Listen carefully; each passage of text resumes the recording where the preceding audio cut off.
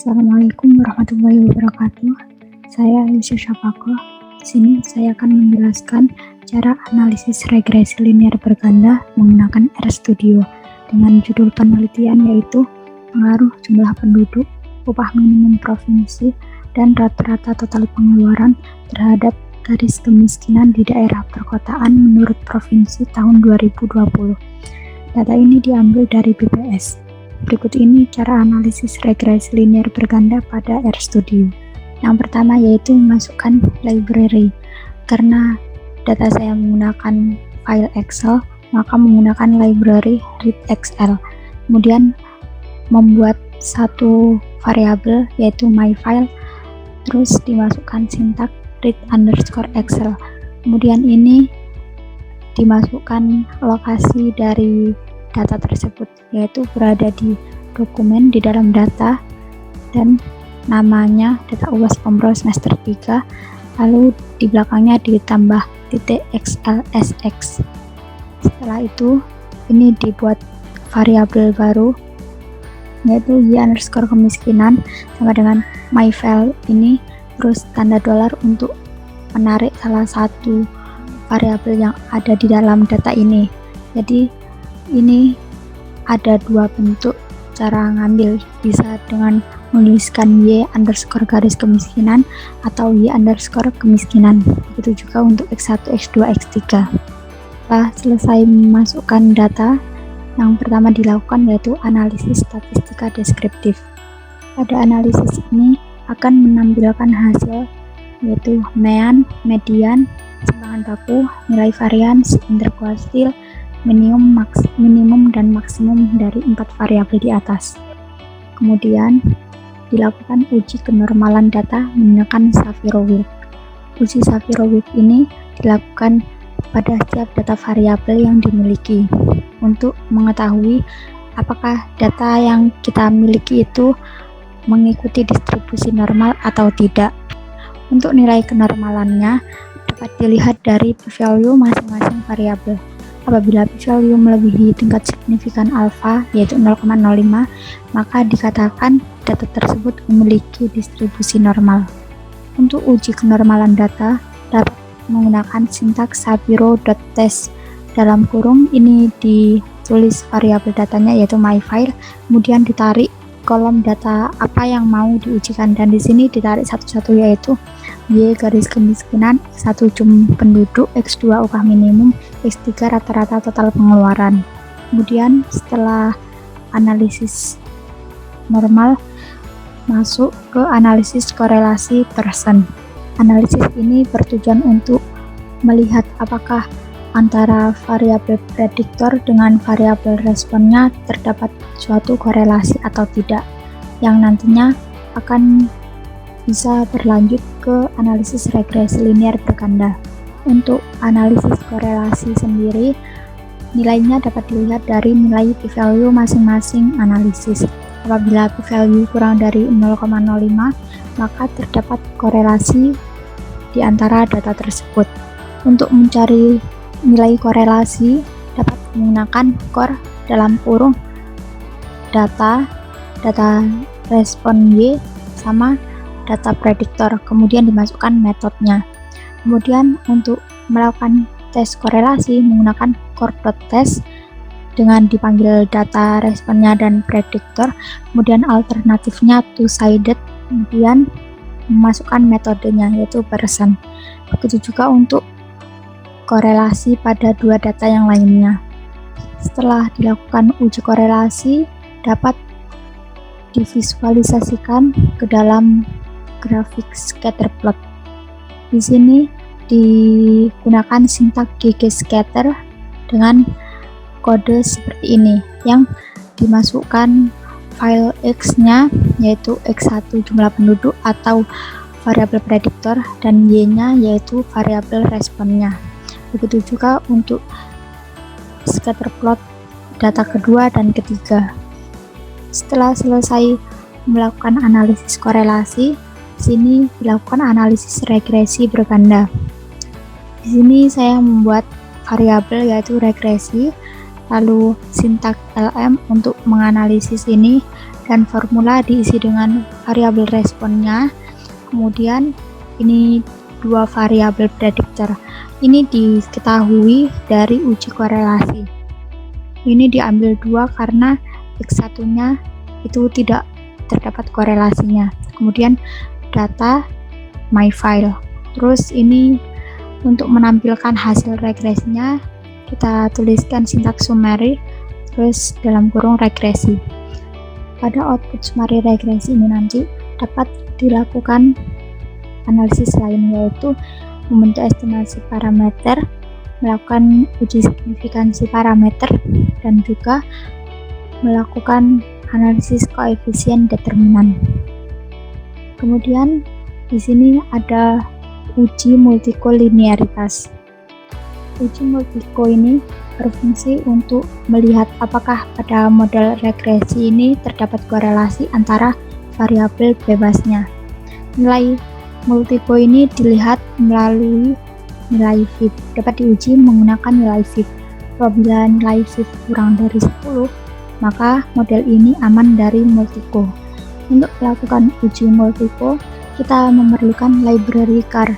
Kemudian kita tulis sintaks FIB, terus kita tarik yang ini tadi, regresi. Setelah itu uji yang terakhir yaitu uji asumsi residual. Di sini terdapat 3 uji asumsi, yaitu residual identik, residual distribusi normal, dan independen. Uji identik ini digunakan untuk mengetahui homogenitas dari variasi residual. Uji ini dapat terpenuhi apabila nilai p-value lebih dari alfa atau 0,05. Yang pada uji ini diperlukan library lmtest. Kemudian kita tuliskan sintaks bptest. Kemudian ini variabel data tadi regresi, student size sama dengan f, kemudian data sama dengan my file. Kemudian untuk distribusi normal menggunakan Kolmogorov-Smirnov. Pada uji ini bertujuan untuk melihat apakah residual kita mengikuti distribusi normal atau tidak. Untuk melakukan uji ini dibutuhkan library nortest. Kemudian ini kita memanggil nilai residualnya menggunakan my file. Terus ini sintaks residuals diambil yang dari regresi. Kemudian menggunakan sintaks lily.test untuk melakukan uji distribusi normal dengan variabel regresi diambil yang residuals. Pada uji normal ini dianggap normal apabila nilai p-value-nya lebih dari 0,05. Yang terakhir yaitu asumsi residual independen. Pada uji ini digunakan untuk melihat apakah residual ini terjadi autokorelasi atau tidak. Pada uji ini memakai uji Durbin-Watson dengan library yang dibutuhkan yaitu lmtest dan sintaks untuk mengujinya yaitu dwtest dalam kurung regresi. Dan ini akan saya run untuk menentukan hasilnya. Yang pertama kita run dulu dari data file tersebut. Di output sebelah kanan bagian environment akan keluar variabel my file. Dan ketika ini diklik, maka akan menunjukkan file yang saya punya. Kemudian saya run yang ini.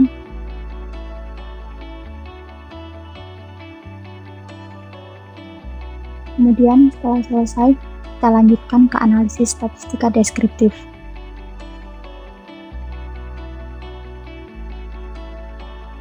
Dan inilah output dari analisis statistika deskriptif.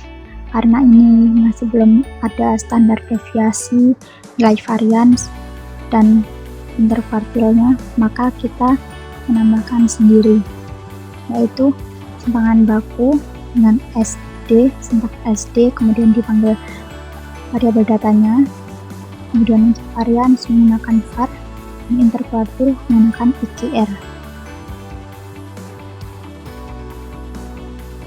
Dan di sini muncul output dari masing-masing data sesuai dengan analisis statistika deskriptifnya. Setelah itu dilakukan uji kenormalan data menggunakan Shapiro-Wilk.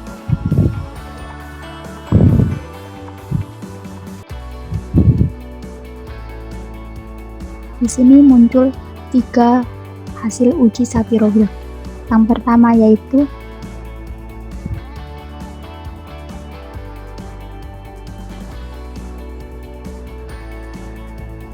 ini tadi pelang 1, yaitu untuk X3. Maka di sini muncul 4 output uji Shapiro-Wilk. Yang pertama untuk Y garis kemiskinan. Di sini diketahui bahwa nilai p-value yaitu 0,3054 yang artinya lebih besar dari alfa, maka data Y berdistribusi normal. Kemudian untuk X1 p-value-nya kurang dari 0,05, maka X1 ini diasumsikan berdistribusi normal. Untuk yang X2 ini p-value-nya lebih dari 0,5, maka X2 berdistribusi normal. Dan kemudian X3 ini p-value-nya kurang dari 0,05, maka X3 diasumsikan berdistribusi normal. Setelah selesai melakukan uji Shapiro, dilanjutkan yaitu analisis korelasi persen.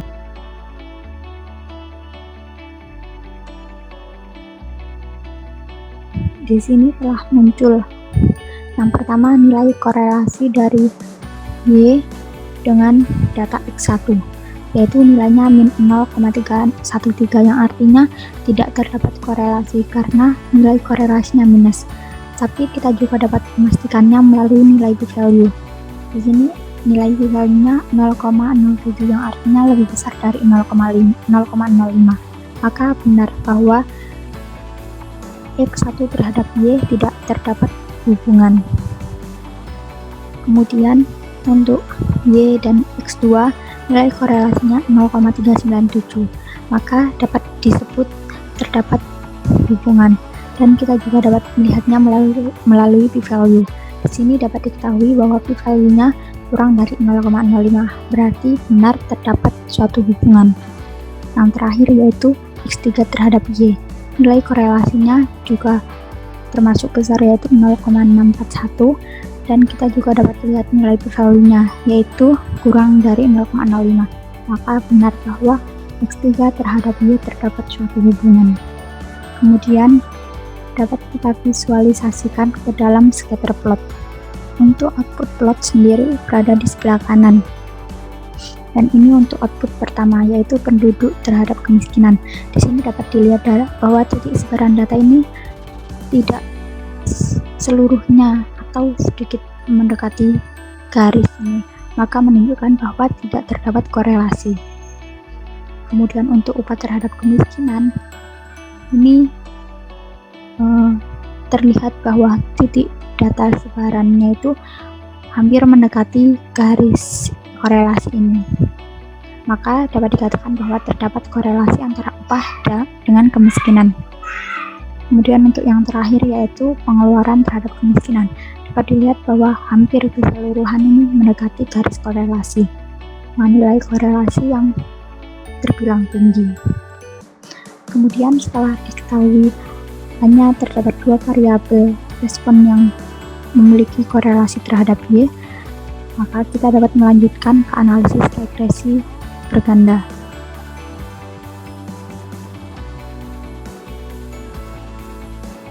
Pada output ini kita dapat membentuk model persamaan regresinya atau estimasi parameter. Untuk estimasi parameter dapat dilihat dari nilai estimate ini. Dan untuk bentuk model regresi berganda, karena kita memiliki 2 variabel prediktor dan 1 variabel respon, maka bentuknya yaitu Y hat sama dengan P0 tambah P1X1 tambah P2X2. Dan di sini maka didapat nilai dan didapat model persamaan regresinya yaitu Y hat sama dengan 191.900 ditambah 0,02895X1 tambah 0,1986X2. Setelah melakukan estimasi parameter, kemudian dilanjutkan analisis multikolinearitas. Pada uji multiko ini didapat nilai VIF dari masing-masing variabel dan dapat dilihat bahwa nilai dari X2 itu kurang dari 10 dan nilai dari nilai dari X3 juga kurang dari 10. Hal ini menyatakan bahwa model regresi itu tidak terdapat masalah pada multikolinearitas. Setelah melakukan uji multiko, kita dapat melakukan uji signifikansi parameter yang dilakukan dari dua arah, yaitu secara serentak dan individual atau parsial. Pada uji signifikansi parameter dapat dilihat dari nilai yang pertama, yaitu uji parameter secara serentak. Untuk uji serentak ini dapat dilihat dari nilai F statistik yang nantinya akan dibandingkan dengan nilai F tabel. Apabila nilai F statistik lebih besar dari F tabel, maka dapat pengaruh signifikan secara serentak. Dan kemudian yang kedua yaitu uji secara parsial. Pada uji ini untuk mendeteksi pengaruh dari masing-masing variabel terhadap prediktor terhadap variabel respon. Untuk uji parsial dilihat melalui nilai T hitung, yaitu di sini T value, yang nantinya akan dibandingkan dengan nilai T tabel. Apabila nilai T hitung lebih dari T tabel, maka dinyatakan terdapat hubungan secara parsial. Dan untuk uji serentaknya di sini F hitung didapatkan 11,81 dan untuk F tabelnya didapatkan 2,92. Yang artinya F hitung lebih besar dari F tabel, maka untuk uji variabel secara serentak ini terdapat pengaruh antara variabel prediktor terhadap variabel respon. Untuk yang uji kedua yaitu parsial, di sini kita ambil nilai T value dari X2 dan X3. Untuk X2 yaitu nilai T value-nya sebesar 1,087 dengan nilai T tabel sebesar 1,69726. Dan dari sini dapat dilihat bahwa nilai T hitung kurang dari T tabel, maka X2 ini tidak memiliki pengaruh secara individual terhadap variabel respon. Kemudian untuk X3 sendiri diketahui nilai T value-nya 3,870 dan nilai T tabelnya sama, yaitu 1,6726, dan diketahui bahwa nilai T hitungnya lebih besar dari nilai T tabel, maka X3 memiliki pengaruh individual terhadap variabel respon. Setelah melakukan uji signifikansi parameter, kita juga melakukan uji koefisien determinan yang dilihat dari nilai multiple R square atau R kuadrat. Pada output ini diketahui bahwa nilainya 0,4325, maka dapat disimpulkan bahwa sebesar 43,25% variasi garis kemiskinan dapat dijelaskan oleh dua variabel independen, yaitu upah dan rata-rata pengeluaran, dan sisanya sebesar 56,75% dijelaskan oleh variabel lain di luar model yang diasumsikan. Setelah selesai, kita dapat melanjutkan pada uji asumsi residual.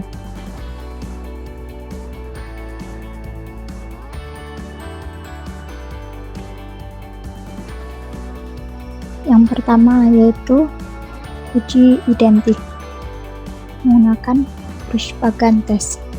Di sini didapat nilai p-value yaitu 0,3836 dan diketahui bahwa nilai ini lebih besar dari nilai alfa. Dan dapat dikatakan bahwa uji identik ini terpenuhi. Dan selanjutnya yaitu uji residual normal yang menggunakan Kolmogorov-Smirnov. Di sini dilihat melalui nilai p-value-nya yaitu 0,6474 yang diketahui lebih besar dari 0,05. Maka dapat diartikan bahwa residual pada data ini terdapat mengikuti asumsi distribusi normal. Yang terakhir yaitu uji independen menggunakan Durbin-Watson. Pada output ini diketahui nilai Durbin-Watson-nya 1,492 Pada uji ini, apabila kita ingin menggunakan nilai dari Bjorgen Watson, maka kita juga harus mencari nilai dari DU, DL, dan 4 min D. Dan di sini didapat nilai DU sebesar 1,6519, nilai DL sebesar 1,2707, dan nilai 4 min D sebesar 2,508. Dan kita dapat menarik kesimpulan sesuai dengan daerah kritis yang ada. Sesuai dengan hasil-hasil di atas, maka didapatkan bahwa uji ini sesuai dengan daerah kritis DL kurang dari D kurang dari DU. Maka dapat dikatakan bahwa uji asumsi residual ini tidak dapat disimpulkan dan tidak terdapat autokorelasi positif.